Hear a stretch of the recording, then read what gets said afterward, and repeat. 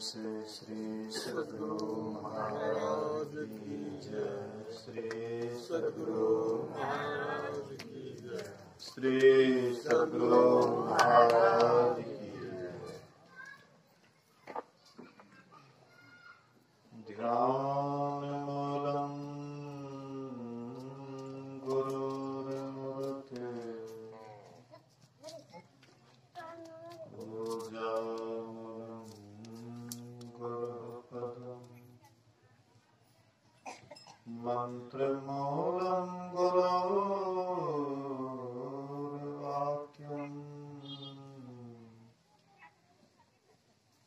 मोक्षमूलं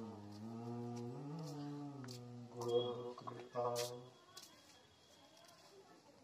धन्य धन्य सद्गुरु सुखद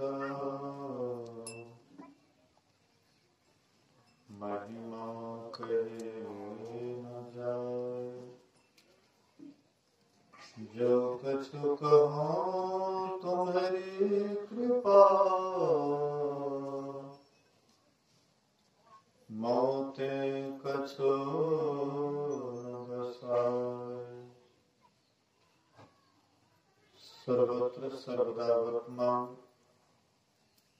सद्गुरु महाराज जी के पावन चरणों में कोटि कोटि नमन। उपस्थित गुरुजन, धर्म प्रेमी, सत्संगी बंधुओं, पूजनीय माताओं तथा भक्तिमती बहनों,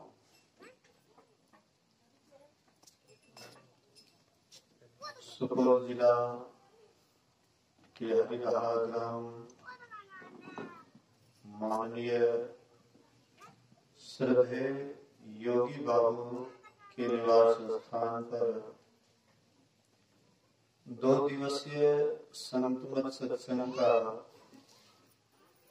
आज दूसरे दिन के द्वितीय पाली सत्संग में अर्थात अंतिम सत्संग में हम लोग अंतिम बात को सुन रहे थे। वह अंतिम बात क्या है? अंतिम बात है ईश्वर की भक्ति।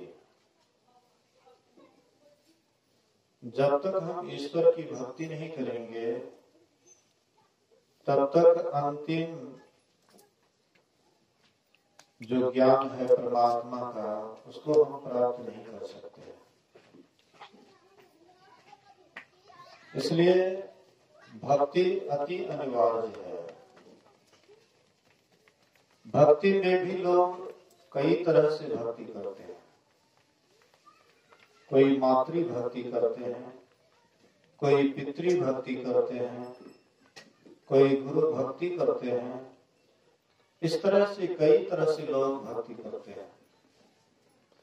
लेकिन मनमाना भक्ति से हम आपका कल्याण नहीं होगा। संतों के बताए मार्ग को जब तक नहीं जानेंगे, संतों के बताए हुए युक्ति को जब तक नहीं जानेंगे और संतों से जान करके जब तक भक्ति नहीं करेंगे तब तक हमारा आपका कल्याण नहीं होगा। और भक्ति में भी नवधा भक्ति, ऐसे भक्ति कहते हैं, करते हैं, लेकिन भक्ति में भी नवधा भक्ति को जानना है। और नवधा भक्ति को जाने बिना कोई भक्ति करते हैं तो वह पूर्णता को प्राप्त नहीं करेंगे। इसलिए नवधा भक्ति को हर एक को जानना है। यही नवधा भक्ति की थी सबरी, माँ सबरी यही नवधा भक्ति की जो कि पूर्णता को प्राप्त कर गई। माँ सबरी के आश्रम में भगवान राम आए, लेकिन औरों के भी आश्रम में आए, लेकिन भगवान श्री राम माँ सबरी के आश्रम में आए तो माँ सबरी योग अग्नि में अपने शरीर को छोड़ती है। ये योग अग्नि क्या है? बहुतों के मन में होता होगा कि वह चिता रच ली चिता रच करके चिता पर जल करके अपने शरीर को खत्म कर दिया। लेकिन वहां पर चिता की कोई बात नहीं है। हाँ, लेकिन सर्वभंग मुनि ऐसा किए थे। सर्वभंग मुनि के आश्रम पर जब भगवान राम आए तो भगवान राम से कहते हैं, प्रभु रुकिए, आपके ही सामने में मैं अभी चिता रच करके, आपके सामने में जल करके मैं शरीर छोड़ना चाहता। तो भगवान राम के ही सामने में सर्वभंग मुनि चिता रचे, चिता बनाए और चिता पर बैठ करके आग लगा करके वे अपने शरीर को भस्म कर दिए। और शरीर भस्म करने के बाद कहाँ गए सर्वभंग मुनि? तो वह वैकुंठ धाम गए, विष्णु लोक गए। लेकिन मां सबरी के संबंध में ऐसा नहीं कहा गया है कि वह वैकुंठ धाम गई या और कोई धाम गई, ऐसा कहीं पर लिखा हुआ नहीं है। हाँ, लेकिन ये बात है कि सबरी उस धाम को गई जिस धाम से कोई लौटता नहीं है। एक बार वह धाम में चले जाए तो दोबारा फिर लौटता नहीं है। लेकिन इधर जितने भी धाम हैं, जितने भी लोग लोकांतर हैं, सब में आना जाना लगा रहता है, सब में दुख सुख लगा रहता है, सब में विकार सहित रहते। जैसे यहाँ पर एक साधारण व्यक्ति को जैसे विकार सताता है, वैसे पढ़े लिखे विद्वान को भी सताता है। काम क्रोध मदलोभ के जबलक घट में खान, क्या मूर्ख क्या पंडिता दोनों एक समान।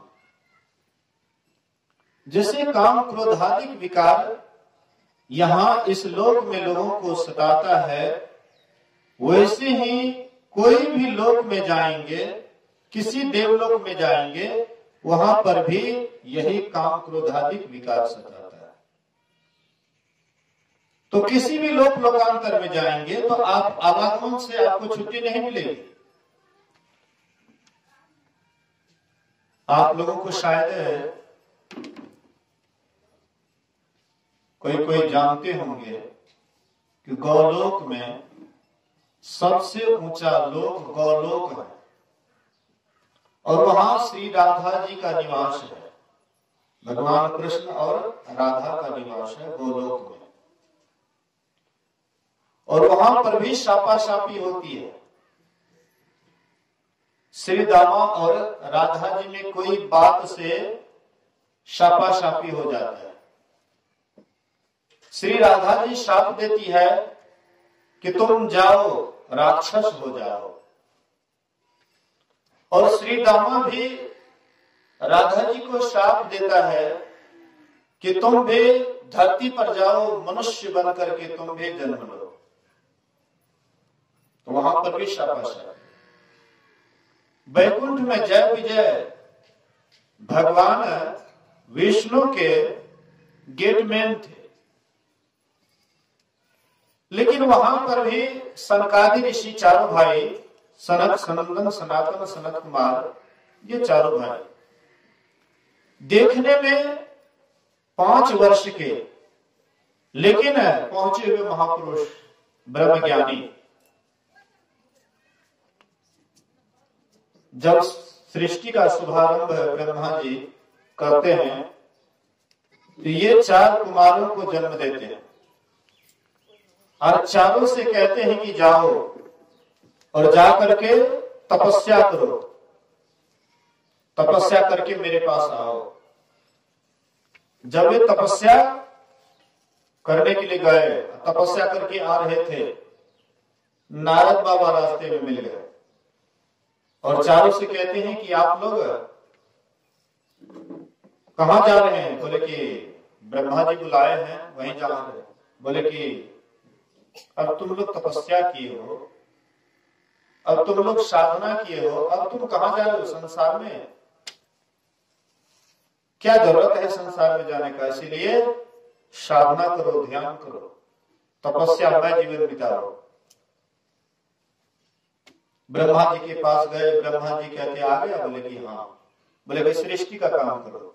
बोले कि अब हमसे सृष्टि का काम नहीं होगा। बोले क्यों?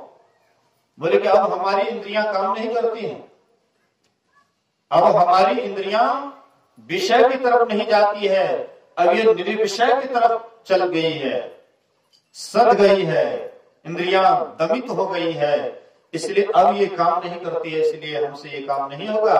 हाँ, आप हमें यही आशीर्वाद दीजिए कि सदा हम 5 ही वर्ष के बने रहें।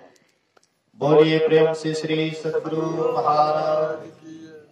आखिर क्या रहस्य था कि चारों भाई कहते हैं कि हम सदा 5 ही वर्ष के बने रहें, ऐसा हमको आशीर्वाद दीजिए। इसका क्या मतलब हुआ?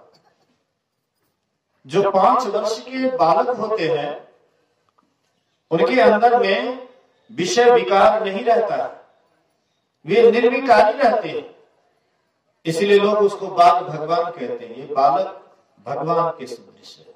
जैसे भगवान के अंदर में कोई विकार नहीं रहता है, वैसे वह बालक के अंदर में भी किसी प्रकार का विकार नहीं रहता है, इसीलिए बाल भगवान। इसलिए ब्रह्मा जी से कहते हैं आप हमको यही आशीर्वाद दीजिए कि सदा हम 5 ही वर्ष के बालक बन करके रहे। ब्रह्मा जी कहते हैं एक मस्तु। फिर कहते हैं कि हम चारों भाई ब्रह्म ज्ञान का आदान प्रदान करते रहे। सर्वे भवन्तु सुखिनः, सर्वे सन्तु निरामया, सर्वे भद्राणि पश्यन्तु मा कश्चित् दुःख भाग् भवेत्। सभी सुखी हो जाए, ये कौन मांग करते हैं? सनकादि ऋषि। सभी सुखी हो जाए। सर्वे भवन्तु सुखिनः, सर्वे सन्तु निरामया, सभी रोग रहित हो जाए। हम आप एक दूसरे को देखते हैं, जो शरीर से निरोगी हैं तो देखते हैं फलाने आदमी स्वस्थ है, लेकिन कोई शरीर से निरोगी है तो वे मन से भी निरोगी हैं, ऐसा कहना बिल्कुल गलत बात है। शरीर निरोग है, शरीर निरोगी है, लेकिन मन में कोई न कोई विकार हर हमेशा परेशान करते रहता है। काम बात कप लोभ अपारा, क्रोध नित पित छाती जारा, प्रीति करो जो तीनों भाई, उपजई सन्निपात दुखदाई, विषय मनोरथ दुर्गम नाना, ये सब नाम सुन को जाना। ये सारी विकार, ये जितनी भी विकार हैं, कोई न कोई विकार के चक्कर में हम आप बराबर रहते हैं। ये विकारों से छुट्टी मिल जाए, मन सदा के लिए निरोग हो जाए, इसलिए सनकादि ऋषि कहते हैं कि हम जहां रहें सत्संग करें। चारों भाई जहां रहते थे सत्संग करते थे। जो सत्संग बराबर करते हैं, दिन और रात करते हैं, वे जगे रहते हैं, और जो जगे रहते हैं उसके ऊपर कोई विकार जल्दी आक्रमण नहीं करता है। इसीलिए कहते हैं कि आप हमें यही आशीर्वाद दीजिए कि हम सदा 5 वर्ष के बने रहे। कहते एवं मस्तु, ऐसा ही। तो वही 5 वर्ष के बालक भगवान विष्णु के दर्शनार्थ जा रहे हैं, और ये गेट मैन जय विजय कहता है कहां जा रहा है, रुक जा।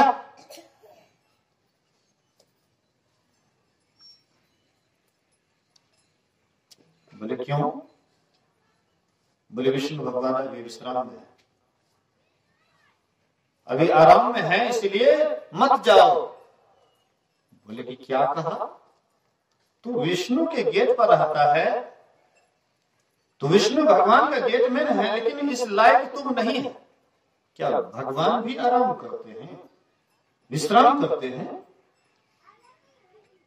वे जब विश्राम करने लगे, आराम करने लगे, तो दुनिया का क्या हालत होगा? तुम इस लायक नहीं हो।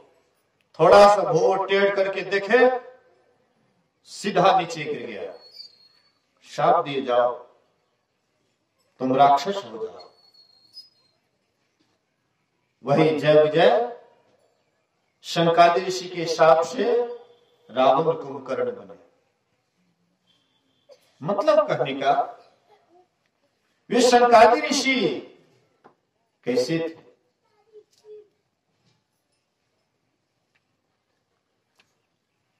तो कहने का आशय है, कहने का मतलब है,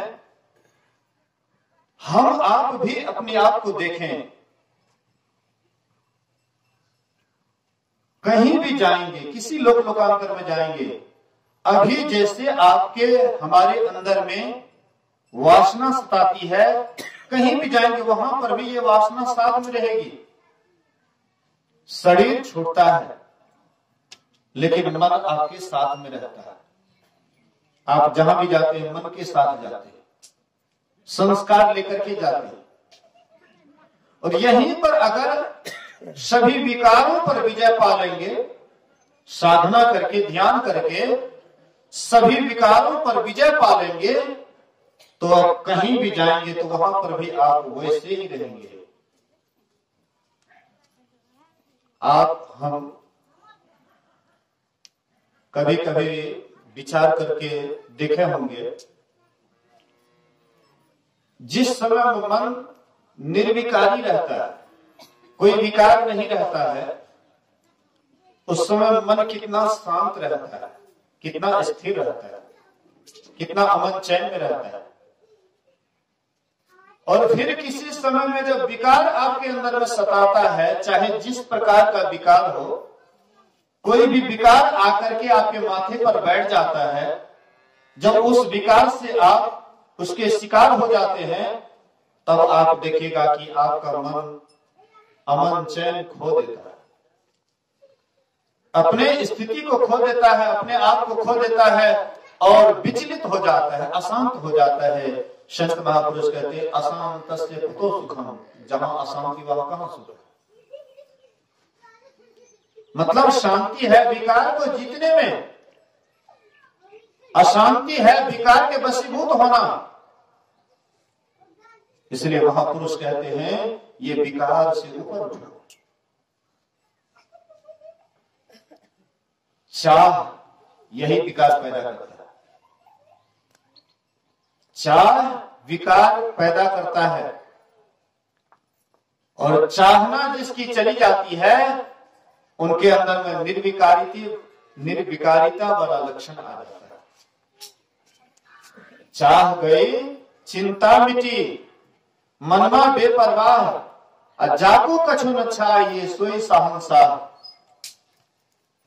सर्वभंग मुनि के मन में है किसी लोक लोकांतर में जाने की, कहीं जाओ, वहां पर सुख से रहो, हाँ अच्छी तरह रहो, बढ़िया से रहो। उनके अंदर में कोई चाह है, इसलिए भक्ति किए, लेकिन चाहना के साथ चले गए कहां, वैकुंठ धाम, लेकिन वहां से तो फिर लौटना पड़ता है, वहां से फिर तो नीचे गिरना पड़ता है, जैसे जय विजय गिरे। हम आप भी थोड़ा विचार करें कि सर्वभंग मुनि की भांति क्या हम लोग भी कर रहे हैं? कोई विचार अपने अंदर में ला रहे हैं, किसी विषय वासना की इच्छा लगी हुई है, तो वही गति होगा। मां सबरी के अंदर में कोई विकार नहीं था, कोई विचार नहीं था, कोई कामना नहीं थी, कोई वासना नहीं थी। सभी विकार से अपने को ऊपर उठाए हुए थे, उनके अंदर कोई विकार नहीं था, कोई चाह नहीं थी। कबीर साहब कहते हैं, भक्ति का मार्ग झीना है, भक्ति का जो मार्ग है वह बहुत महीन है, झीना है, नहीं अचाह।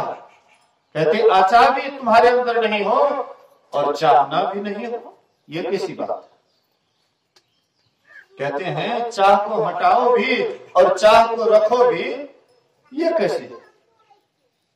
नहीं अचाह नहीं चाहना, चरणन लो लीना रे, साधुन के सत्संग में रहे निस्दिन भिनारे, मान मनी को यूं तजे जस तेली पीना रे। पहले जमाने में जो तेल पीड़ते थे, तेली, उस समय में खाली का कोई मूल्य नहीं था। आज तो खली का भी अच्छा मूल्य हो गया। लोग समझ गए हैं कि खली भी फायदेमंद है।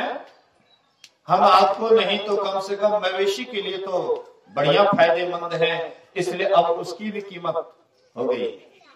जो चालाक होते हैं वे उसके पास नहीं छोड़ते हैं खली।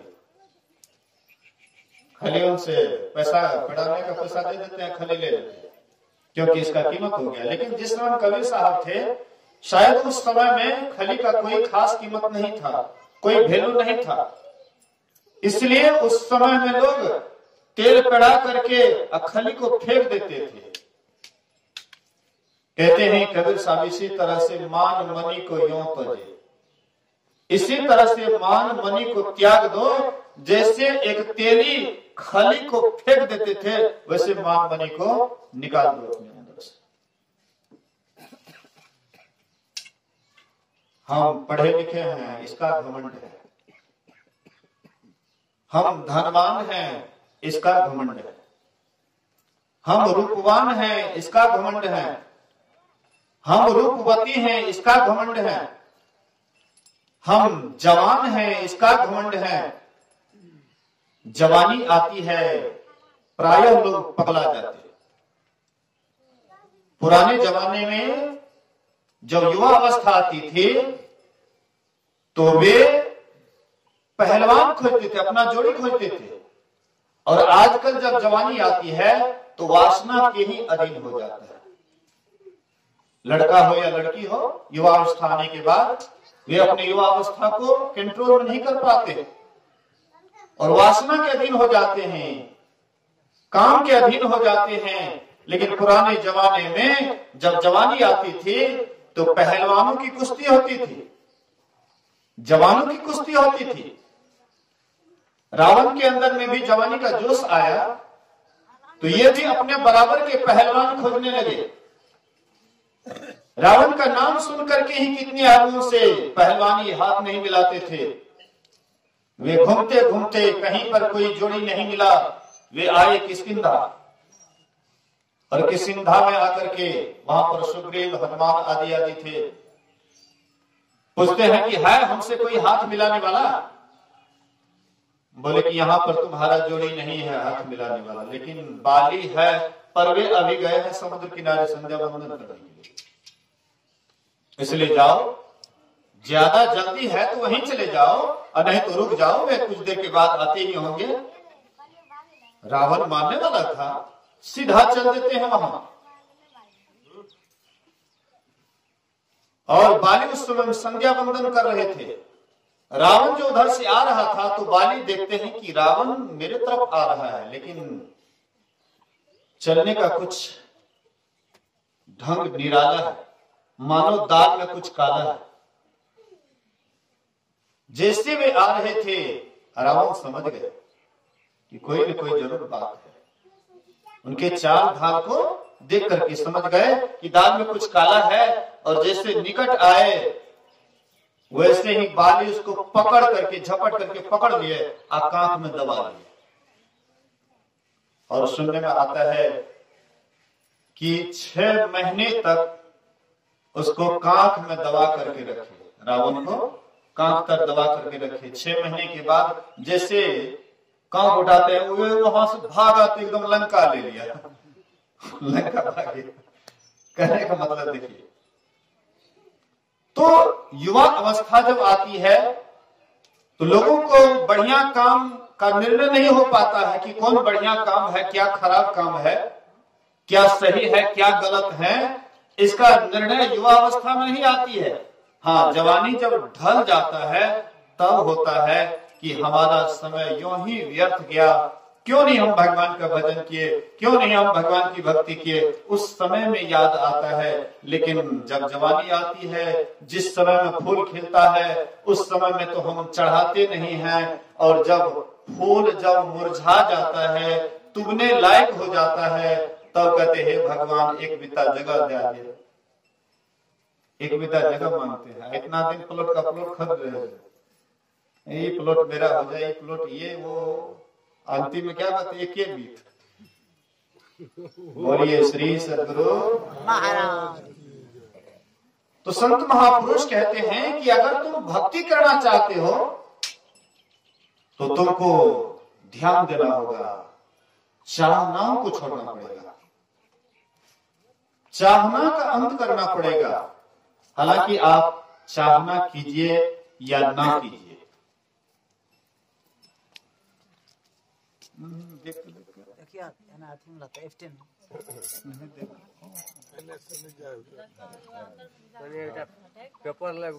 श्री सद्गुरु महाराज की जय।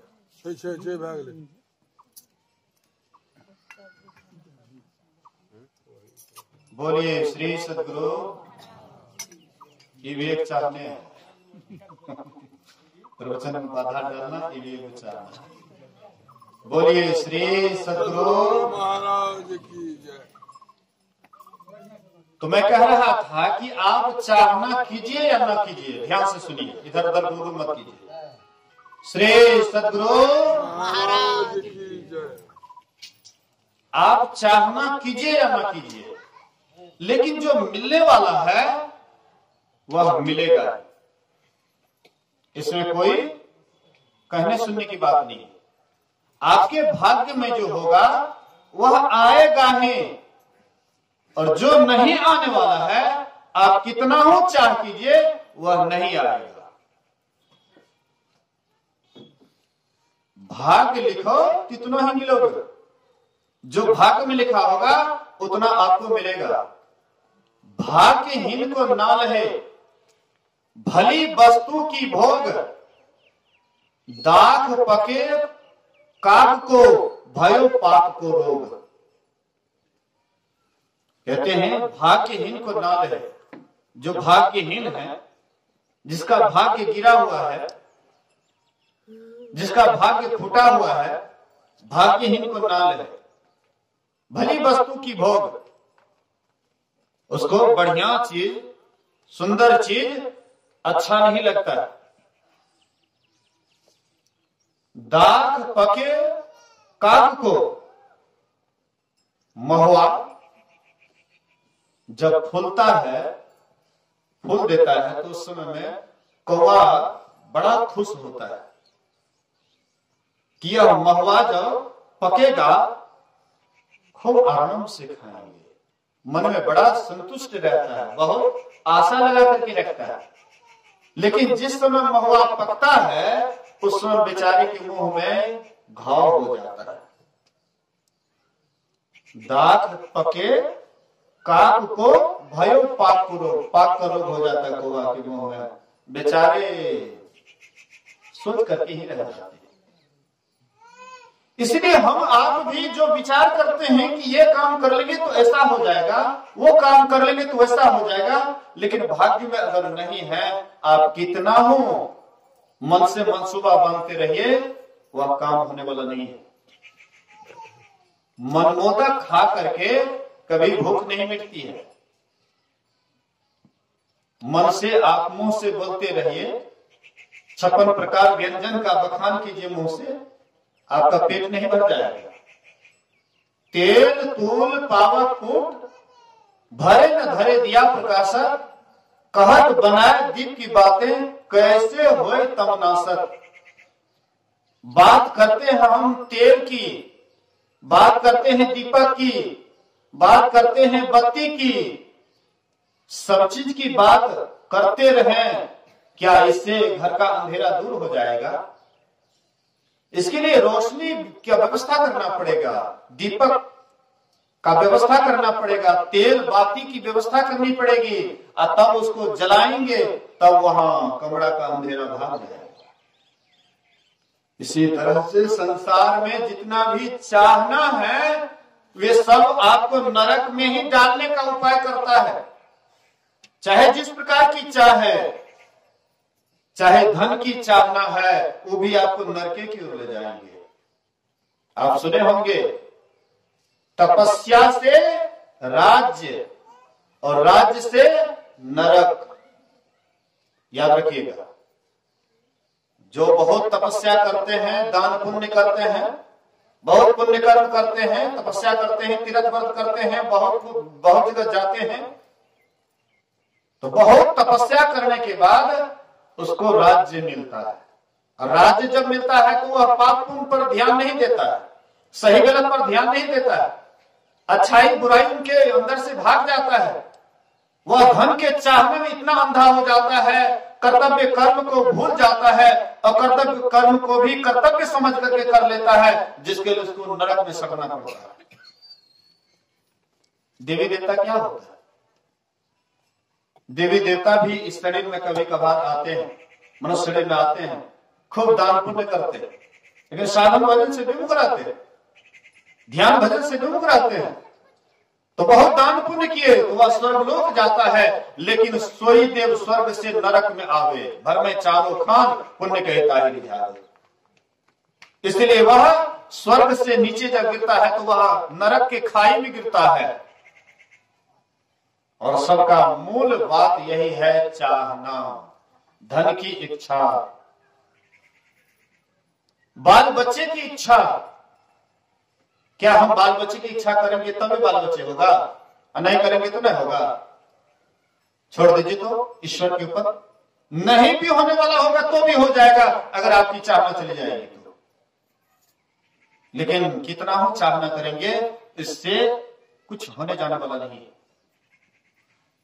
मुर्दे को भी देत है कफन लकड़ी आग, और जिंदा नर चिंता करे ताका बड़ा अभाग। एक मुर्दे को भी कफन लकड़ी आग परमात्मा देते हैं। मुर्दा, अरे जो मर गया मुर्दा, जो कुछ बोलता नहीं है, सदा की नींद में सो गए मुर्दा, लेकिन वे सोए हुए मुर्दा के लिए भी परमात्मा लकड़ी आग की व्यवस्था करते हैं, चिता की व्यवस्था करते हैं। और हम कितना नादान हैं, हम जिंदा हैं, क्या हमारे लिए परमात्मा कोई व्यवस्था नहीं करते हैं? और नहीं करते हैं तो कैसे संसार में है? संसार में आप कैसे हैं? जब मां के उदर में थे आप, परमात्मा मां के उदर में आते ही मां के स्तन में दूध भर दिया, जितना मर्जी पियो, जब मर्जी तब पियो, एकदम ताजा, गर्म करने की भी कोई आवश्यकता नहीं। ये नहीं है कि दूध दूध करके लोहिया में चढ़ाएंगे तब पिलाएंगे, इसकी भी जरूरत नहीं, एकदम तरो ताजा, जब पीजिए तब ताजा। देखिए परमात्मा, उनकी व्यवस्था, मुंह में दांत नहीं आया, इधर ड्राम का ड्राम, ठेक का ठेक, एकदम अन्न का भंडार भर दिए, और फिर आप चिंता कर रहे हैं।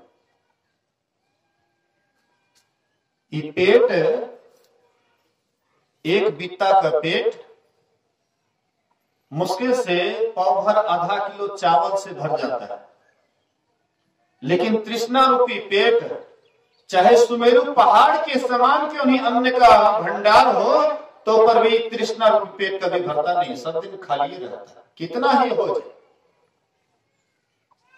गुरु महाराज जी इस पर एक छोटी सी कहानी कहते थे। एक राजा के राज्य होते हुए समुद्र बहता था, तो राजा लोभी था, धन का लोभी था। वे प्रजाओं से कर असूल तो करते ही थे, लेकिन एक दिन उसके मन में विचार आया कि मेरे राज्य होकर के ये समुद्र कितना दिन से बहता है, लेकिन ये कभी भी कर नहीं दिया है, मलगुजारी नहीं दिया, इसलिए क्यों नहीं इस पर चढ़ाई किया जाए। वे अपना सेना साजते हैं, और सेना साज करके समुद्र पर चढ़ाई करते हैं, बमगोला बरसाने लगे। समुद्र मनुष्य के रूप में प्रकट होता है और कहते, राजन तुम क्यों परेशान कर रहे हो, क्या बात है? बोले कि तुम मेरे राज्य से कितना दिन से बह रहे हो, लेकिन तूने कभी कर नहीं दिया, इसीलिए मैं चढ़ाई किया हूं कि तुम कर दो।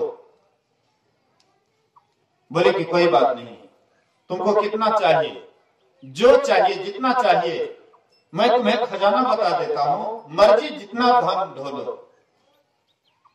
अब राजा वहां से धन ढोना शुरू कर देते हैं। धन ढोते ढोते कितनी गाड़ियां टूट गई, कितने बैल बीमार पड़ गए, कितने नौकर बीमार पड़ गए। धन का अंत नहीं होता था, लेकिन जितना भी जगह था रखने का धन सब जगह भर जाता है। अब सोचे कि धन कहां रखेंगे, और धन का तो अंत्य नहीं हो रहा है। फिर वह चढ़ाई करते हैं, बमगोला बरसाते हैं समुद्र के ऊपर। फिर समुद्र कहते हैं, राजन क्यों तुम बारंबार मेरे अंदर रहने वाले जीव को परेशान करते हो, क्या बात है? बोले कि आपने जो धन का खजाना बताया उसका तो अंत्य नहीं होता है। कोई ऐसा बर्तन दीजिए जिसमें मैं सामान रख सकूं, धन रख सकूं। तो वे मनुष्य का खोपड़ी अपने ही किनारे, समुद्र के किनारे मनुष्य का खोपड़ी था, वह उठा करके दे दिए। बोले कि ले जाओ, मर्जी इसमें जितना धन रखो। अब राजा फिर धन ढोना शुरू करते, उसमें रखना शुरू करते हैं। ना तो खजाना का अंत होता था, ना बर्तन भरता था, और ये अकुला गए। फिर ये आक्रमण करते हैं, समुद्र पर चढ़ाई करते हैं। समुद्र मनुष्य के रूप में प्रकट होता है। बोले कि राजन और क्या चाहिए? बोले कि आपने जो खजाना बताया, ना तो वह खजाना का अंत होता है और ना ही बर्तन भरता है, इसलिए मैं और परेशान हूं। बोले कि राजन तू महामूर्ख है, तू महामूर्ख है। अरे कभी भी मनुष्य का खोपड़ी कभी धन से भरता है क्या? हाँ, बगल में धूल है, संतोष रूपी धूल उठा करके खोपड़ी में डाल दो, तुरंत भर जाएगा। महाराज की वहीं पर बगल में धन रखा हुआ था, धूल उठा करके दिए, खोपड़ी भर जाता है। गोधन, गजधन, बाजीधन और रतन धन खान, जब आवे संतोष धन, सब धन धूली समान। लेकिन ये संतोष रूपी धन नहीं आता है। हम आप भक्ति तो करते हैं, लेकिन संतोष नहीं होता है। हम भक्तियों कर कहाँ देखे छे धाम पाए। लोग सब कहे छे सत्संग करने से, ध्यान करने से खूब धन है छे, लेकिन कहाँ देखे छे? मतलब भक्ति करते आप धन के लिए, इसका मतलब हुआ आप भक्ति करते धन के लिए। बाबा लोगों के पास जाते हैं, बाबा लोग खूब पढ़ा चढ़ा कर कह देते हैं, हाँ हाँ सत्संग कीजिएगा, एकदम आपको ये मिलेगा, वो मिलेगा, वो मिलेगा। इतने दिन से सत्संग करते कुछ हो न देख लिया अपनी तरफ, तो कुछ नहीं। आप एक बात याद रखिएगा, जिस धन के पीछे आप पगला रहे हैं, वह धन आपके पास कितना हो मिलेगा तो आप पगलाते ही रहिएगा, दिन रात और पागल हो जाइएगा दुर्योधन की तरह। लेकिन एक बात याद रखिएगा, जितना आपके पास में है उसी में अगर आप संतुष्ट होकर के साधना करने लग जाइए, और साधना में रत्ती भर भी अगर आप ऊपर उठ जाइए, तब अगर आप अपने को सुखी नहीं पाएंगे, तब आप कहेंगे कि महात्मा लोग झूठ बोलते हैं। एक एक व्यक्ति को आप देखिएगा, सम्राट भी दुखी रहता है, लेकिन एक गरीब आदमी भी सम्राट से अधिक सुखी रहता है। कारण क्या है? सम्राट के अंदर में बहुत चाहना है, लेकिन वह गरीब के अंदर में कोई चाहना नहीं है। मैं यहीं पर शायद एक दिन कह रहा था, कल ही, कि एक सम्राट था, उनके पास एक नाई था। नाई सम्राट की सेवा के लिए, हजामत करने के लिए, बाल बनाने के लिए बराबर आते थे।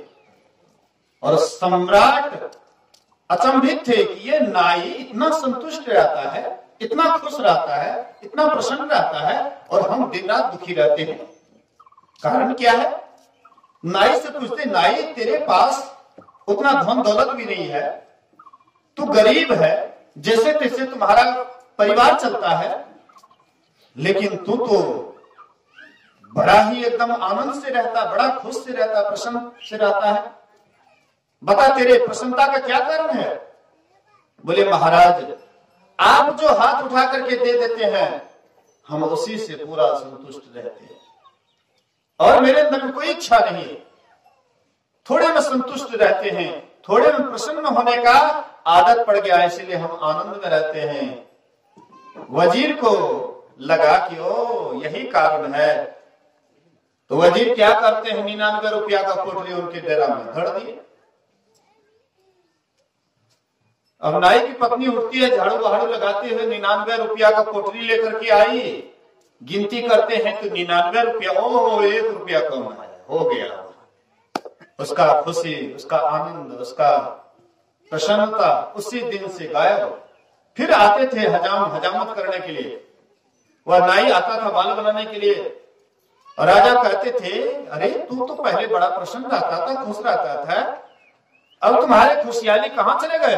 बोले महाराज अब थोड़ा संसार के प्रति भी ख्याल करना चाहिए, कुछ जमा भी करना चाहिए, कि सब दिन इसी तरह से। देखिए कहने का मतलब है आपके पास जितना ही जो ही है उसी में अगर आप संतुष्ट रहते हैं तो आप परमात्मा का भजन आराम से कर पाएंगे।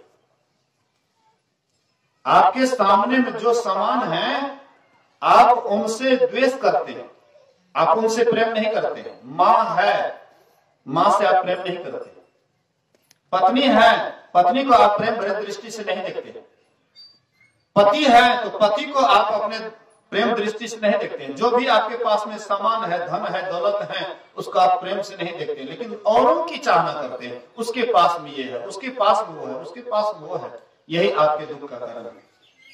जो सामने में हो उसी में अगर संतुष्ट आप रहने लगे तो बस आपके लिए यहीं पर स्वर्ग उतर जाएगा, या आपका परिवार ही स्वर्ग जैसे हो जाएगा। पर आपके अंदर में यही बात जो नहीं है, आप जो नहीं है उसी की कामना करते हैं, जो आपके सामने में नहीं है उसी की चाहना करते हैं, यही दुख का कारण है। और जो आपके सामने में है, जितना है, जो है, उसी में अगर आप संतुष्ट रहने लगे तो फिर तो आपके आनंद का ठिकाना नहीं रहेगा। आपसे बढ़कर के इंद्र भी नहीं आनंदित हो सकता है, इंद्र के पास में भी कमी है। इसलिए चाह गई चिंता मिटी मनमा बेपरवाह, और जाको कछु न चाहिए सोई शहंशाह। वे बादशाहों के बादशाह शहंशाह होते हैं जिनके अंदर वो चाहना चली गई। यहां तक कहते हैं कि मुक्ति की भी चाहना छोड़ दो, मोक्ष की भी चाहना छोड़ दो। सर्व त्यक्त्वा मनः पीत्वा जो असि सो असि स्थिरो भव। सबको त्याग दो, सब कुछ त्याग दो। संसार त्यागने योग्य है। एक दिन संसार या तो तुमको त्याग देंगे या तुम संसार को त्याग दोगे, लेकिन जीते जी साधना के द्वारा सर्व त्यागत्वा, सबको त्याग दो। मना पीत्वा, मन को पी जाओ। जो असी सो असी, जो हो तुम वही हो, उसी में संतुष्ट हो, स्थिर हो जाओ। स्थिर भाव, अपने आप में स्थिर हो जाओ। फिर देखो शांति, फिर देखो अमन चैन। लेकिन ऐसा नहीं करते, इसीलिए अशांति है, इसीलिए दुखी है। संत महापुरुष कहते हैं कि इसी तरह से मां सबरी भी संतुष्टि लाई थी अपने अंदर में। उनके अंदर में कोई इच्छा नहीं थी। पति छोड़ करके भाग गए, कोई बात नहीं, एकदम आराम से रह रही है। उनके अंदर में ये ग्लानि नहीं होता है कि हमारे पति छोड़ करके भागे तो हम कैसे रहेंगे। थोड़ी सी भी उनके अंदर ग्लानि नहीं। चले गए तो चले गए, अपने आप में मगन, कुछ लेना न देना, मगन रहना, कोई कुछ लेना देना नहीं है। चले गए तो चले गए, आनंद से रहती है, मग्न से रहती है, जंगले में रहती है, कंदमूल खाती है, फिर भी एकदम आनंद में रहती है। सेवा करती है, साधु महात्माओं की सेवा करती है। साधु महात्मा के आशीर्वाद से मतंग ऋषि से भेंट होती है। मतंग ऋषि उनको युक्ति बता दिए और वह भी करने लगे मनोयोग पूर्वक। बस यही इच्छा की हम परमात्मा को प्राप्त करें, ईश्वर को पाने की इच्छा। भक्ति का मार्ग झीना रे, नहीं अचाह नहीं चाहना, चरणन लो लीना रे। भक्ति का मार्ग महीन है, झीना है, नहीं अचाह, मतलब चाहना भी नहीं हो और चाह भी रहे तो चाहना किस बात की नहीं, चाह संसार की नहीं हो और परमात्मा पाने की इच्छा रहे, परमात्मा लाभ की इच्छा हो, नहीं अचाह नहीं चाहना, चरणन लो लेना रहे। और इस तरह से सभी भक्ति की और भक्ति करके भक्ति के परम उत्कृष्ट अवस्था को प्राप्त की। वह गति को प्राप्त की जो सर्वभंग मुनि को भी सामने में चिता जला करके सड़ी छोड़े थे, वह गति उनको भी नहीं मिला जो गति सबरी को मिली। कही कथा सकल बिलो की हरि मुख, हृदय पद पंकज धरे, तजी जोग पावक देह हरि पद, लेने भई जहाँ नहीं फिरे, नरे विविध कर्म अधर्म बहुमत, शोक प्रद सब त्याग हूँ, विश्वास करी कह दास तुलसी, राम पद अनुराग हूँ। सभी कथाओं को कह, श्री राम का मुख देख, योगाग्नि में सबरी अपने शरीर को छोड़ती है और यहां से वह वहां चली गई जिस धाम से कोई लौटता नहीं है। भगवान श्री कृष्ण अर्जुन से कहते हैं, न तद्भास्यते सूर्यो न शशांको न पावकः, यद् गत्वा न निवर्तन्ते तद्धाम परमं मम। हे अर्जुन, जिस लोक में जाने के बाद फिर दोबारा आना नहीं पड़ता है, जहां पर सूर्य प्रकाशित नहीं होता है, जहां पर चंद्रमा प्रकाशित नहीं होते हैं, ये अग्नि शिखा की तो बात ही क्या है। हे पार्थ, जहां जाकर के पुनः आगमन नहीं होता है, आना नहीं पड़ता है, वही मेरा परम धाम है। और उसी धाम की बात संत कबीर साहब कहते हैं, कहो उस देश की बतिया, जहां नहीं होते दिन रतिया। कहते हैं मैं उस देश की बात करता हूं जहां पर दिन और रात नहीं होता है, नहीं रवि चंद अंधियारा, नहीं रवि चंद तारा, नहीं उजे यारी अंधियारा, नहीं तहां पवन ओ पानी, गए वही देश जिन जानी। सुहंगम नाद नहीं भाई, न बाजे शंख सहनाए, ने अक्षर जाप तह जाप, उठत धुर सुन से आप। न जोगी जोग से ध्यावे, न तपसी देह जरबावे, सहज में ध्यान से पावे, सुरत का खेल जही आवे। मंदिर में दीप बहुबारी, नयन बिनो भई अंधियारी, कबीरा देश है न्यारा, लखै कोई राम क्या प्यारा। कहते हैं उस देश की मैं बात करता हूं जहां पर दिन और रात नहीं होता, नहीं वहां पर सूर्य प्रकाशित होता है, ना वहां पर हवा है, ना पानी है, मतलब ये सब जितना भी संसार में देखते ये सब कुछ भी नहीं है। वहां पर एक आप है और एक परमात्मा है, लेकिन वहां पर भी द्वैत भाव लगा रहता है। लेकिन यह जीव भी जब पीप में मिल जाता है तो हम प्रभु प्रभु हम एक ही होई, द्वैत और द्वैत रहे नहीं कोई। अब मैं ही ऐसी आरती की जाए, भगवान जन्म बहुरी नहीं लीजिए, तो वहां पर एक ही हो जाते हैं। बूंद समाना समुद्र में यह जाने सब कोई, असमुद्र समाना बूंद में बूझे बिरला कोई। बूंद मही सागरो, बूंद में सागर है, सागर में बूंद है।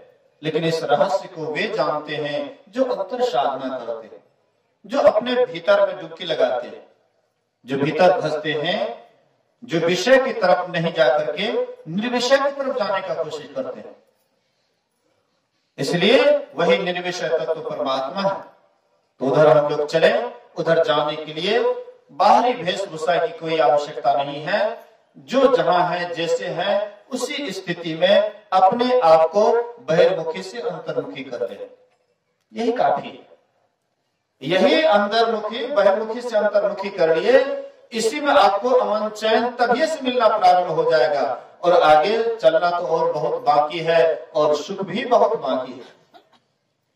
इसलिए उधर हम लोग चले, जिधर से हम लोग आए हैं, जिस रास्ते से आए हैं उसी रास्ते से जाना है, और उसी रास्ते से जाकर के ही हम अपने मंजिल को प्राप्त करेंगे। इन्हीं बात को सुनिए, समझिए और अपने जीवन में उतारने की कोशिश कीजिए। ये जो सत्संग हमारे योगी बाबू करवाए, बहुत सुंदर काम किए हैं। गत वर्ष भी इनके दरवाजे पर सत्संग हुआ था, और इस वर्ष भी ये सत्संग करवाए। बहुत हैं जो कि अपने दरवाजे पर कभी सत्संग करा भी नहीं पाते हैं, और कुछ ऐसे हैं जिनको गुरु महाराज के प्रति आस्था है, विश्वास है। वे कम से कम 6 महीने साल भर पर निश्चित रूप से वे सत्संग ध्यान करवाते हैं। यही आपका अपना खरीदा हुआ पूंजी है। एक छोटी सी बात सुन लीजिए।